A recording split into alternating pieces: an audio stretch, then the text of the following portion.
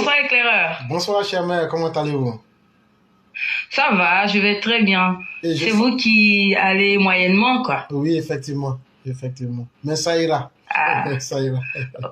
ok, prenez soin de vous parce que apparemment, le virus du corona est de retour, hein. Puisque Effectivement. moi, j'ai reçu un courrier de l'assurance comme quoi il fallait aller me faire vacciner contre le corona et la grippe. Bon, je traîne un peu des pieds, mais bon, on verra. Donc, attention, attention à tout le monde. Effectivement. Voilà. Que Dieu nous sauve. Amen, amen. Ok. Alors, je dis bonsoir à toute la classe, tous les auditeurs. Vous êtes salués. Donc, éclaireur, je souhaitais parler un peu du Premier ministre Begré Mambé et de l'ex-ministre des Sports Dano Paulin. Mère Ouragan en a parlé un peu, mais bon, je vais pas m'étendre, je vais aller vite, je vais pas être longue. Donc voilà, par rapport au Premier ministre, éclaireur, je me félicite de ce que il ait fait une visite de terrain. Je trouve que c'est une très bonne chose.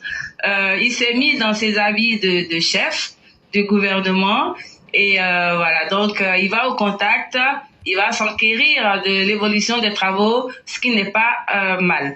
Voilà, je l'avais dit l'autre fois qu'il fallait qu'il s'éloigne des questions de foi, des questions religieuses.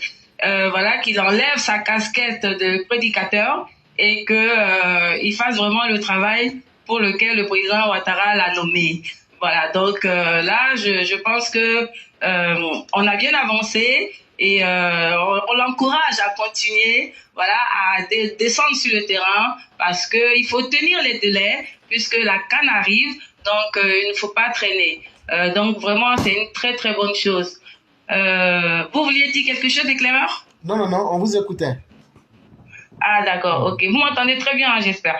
Et ok. Et puis aussi, je souhaiterais qu'il aille faire un tour du côté du carrefour de la Solibra, c'est ça, où il y a ça fait couler beaucoup d'encre ces derniers temps. On nous a dit qu'il y a eu une fissure dans le voilà sur le pont.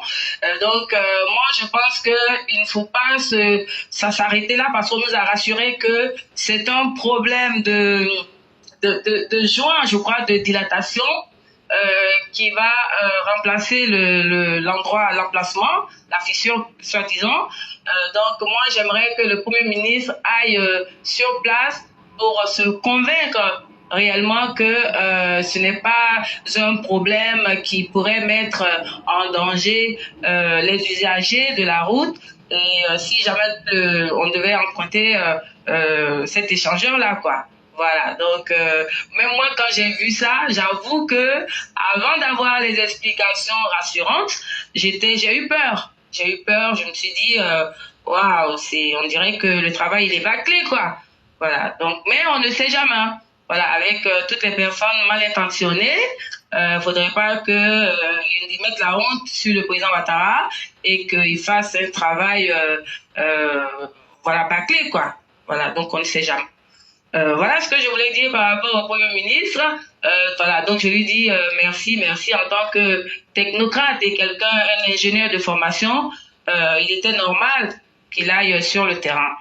Voilà. Maintenant, par rapport à Dano Paulin, le député maire d'Atekoubé, qui a été limogé, moi je me dis quoi? Je me dis qu'au fond, le limogeage, il est justifié puisque en tant que maire d'Atekoubé, il est à la mairie d'Atekoubé, je crois, depuis 2 décennies. Et dernièrement, éclaireur, je ne sais pas si c'était avant-hier ou lundi, vous avez fait un live où vous avez parlé d'écoles primaires qui seraient en lambeaux. Voilà, alors que on sait que le maire d'Atekoubé, il est là depuis 2 décennies, comme je l'ai dit.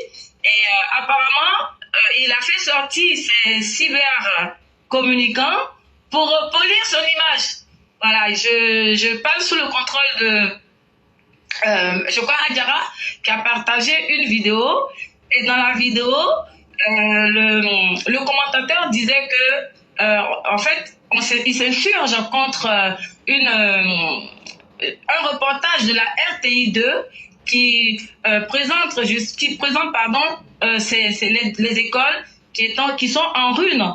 Et apparemment, ça n'a pas plu au maire d'Atekoubé, qui veut faire croire que, en fait, lui, il a bien réussi dans sa commune, et donc il parle des écoles qui ont été bâties sous son mandat, et que c'est pas parce que il y a les 2 autres écoles qui ont des problèmes qu'on doit lui jeter l'opprobre. Donc moi, je voudrais dire au maire que il ne s'agit pas de dire qu'il a réussi ailleurs, mais il s'agit de ne pas mettre en danger les élèves qui vont fréquenter dans les 2 écoles litigieuses, parce que ça pourrait impacter leurs résultats scolaires. Voilà, donc il est maire de la commune, il faudrait qu'il fasse le nécessaire, qu'il fasse en sorte que les élèves, les écoles soient logés à la même enseigne et qu'il n'y ait pas d'inégalité. Voilà, donc que ce soit une école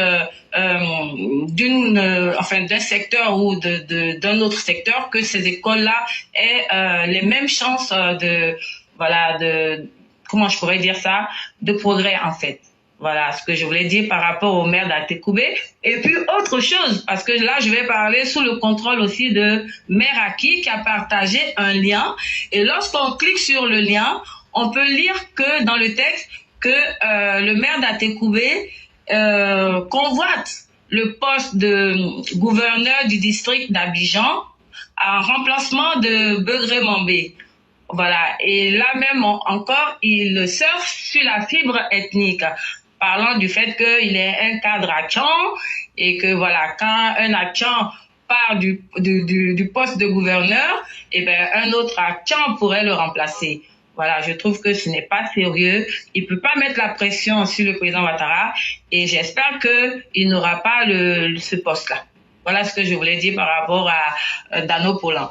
Et sinon, par rapport à Salif Keïta, j'ai vu une image où il était arrêté devant un jet privé. Voilà, il paraît que c'est son jet privé. Et donc, je veux dire à Salif Keïta que son concert a été annulé à Abidjan.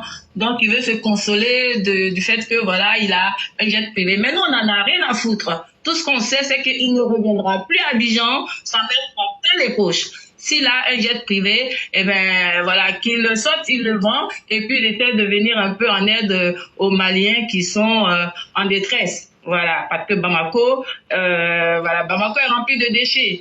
Et les Maliens sont à bout, voilà. Donc, qu'il essaie plutôt d'aider le peuple malien.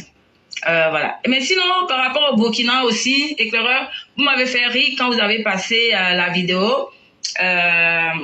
En fait, je sais pas s'il faut en rire ou s'il faut en pleurer, parce que j'ai eu un peu un pincement au cœur, puisque en 1987, j'ai assisté à un coup d'État, celui de Sankara, celui fait contre Sankara, et 36 ans après, on parle encore de coup d'État au Burkina Faso. C'est vraiment malheureux. Et voilà, que les Burkinabés s'en prennent à eux-mêmes, puisqu'ils ont salué le coup d'État, et aujourd'hui, on dirait que voilà, ils ont compris que les coups d'État, ce n'est pas une bonne chose. Ça favorise plutôt des problèmes et ça ralentit l'économie et tout ce qui peut aller avec. Donc vraiment, c'est triste quoi, ce qui arrive au peuple burkinabé. Voilà ce que je voulais dire, éclaireur. Merci de m'avoir écouté et je dis bonne soirée à tout le monde. Et c'est un énorme plaisir quand on entend une si belle voix. Ça ne peut que nous galvaniser davantage et nous rassurer. Et c'est nous qui vous disons merci. Relativement au problème burkinabé, ils peuvent continuer avec les coups d'État, les bénéfices, et c'est ce que j'ai toujours dit. Le jour qu'ils seront prêts pour avoir un vrai débat avec nous autres, on va faire quels ont été les bilans des coups d'État en Afrique. Et ce jour-là, on va leur demander de nous montrer un avantage des coups d'État en Afrique. Et ce débat-là, tôt ou tard, on va l'avoir. Le jour que vous serez prêts, on va faire ce débat. Je parle de ceux qui apprécient les coups d'État. Maintenant, quant à Salif Keïta, Charmaine, je ne sais pas si c'est la même image qu'on a vue, mais moi, l'image que j'ai vue, il était arrêté à côté d'un avion bizarre qui ressemble aux avions qu'on prend pour arroser les champs de bananes à Bonois, là. Je sais pas. Je sais pas si c'est la même image. Bah, je pense que c'est la même image. Peut-être que je ne l'ai pas bien observé, mais on disait que c'était son jet privé. Voilà, donc. C'est des avions qu'on prenait à l'époque du Félix Houphouët-Boigny pour tuer les mouches, là. Vous vous souvenez à l'époque où Fouet faisait tuer un peu les moustiques dans la ville, là. Oui, pour désinfecter un peu les moustiques aussi, tout ça. Oui. Voilà. Et donc, si ça peut le consoler dans son monde de misérable, je crois que c'est bien, mais c'est les Maliens que ça peut impressionner. Nous, aujourd'hui, quand on parle de la flotte Air Côte d'Ivoire, c'est plusieurs avions. Et quand je dis plusieurs avions, des dizaines et des dizaines d'avions. Nous, quand on dit qu'on va leur coloniser, ils pensent qu'on s'amuse. Air Côte d'Ivoire va devenir le hub. Ça veut dire, là, sa partie d'Abidjan, là, on va servir toute la sous-région. C'est de cela qu'il est question. Nous, on ne prend pas les avions chasse-mouches, les avions, ce qu'on appelle bacalao, en espagnol, poisson séché.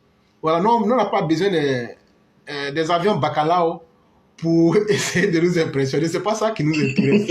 Maintenant, si cet avion-là, lui, ça peut le consoler, là, qu'il prenne un peu d'argent pour aller donner ça aux veuves du camp de Kati. Et que si cette situation ne lui a pas servi de leçon, qu'il continue dans sa voie. Mais c'est le début de sa déchéance qui a commencé comme ça. Quant à M. Danon, nous lui disons que lui-même avec son résultat là, lui-même, même si on le prend, on va le nommer maire du district, comment on appelle, gouverneur d'Abidjan là. Est-ce que lui-même est-ce qu'il pense que ça lui ressemble même? J'ai brièvement écouté la vidéo en question et j'ai trouvé que c'était une des vidéos les plus lamentables d'un individu complètement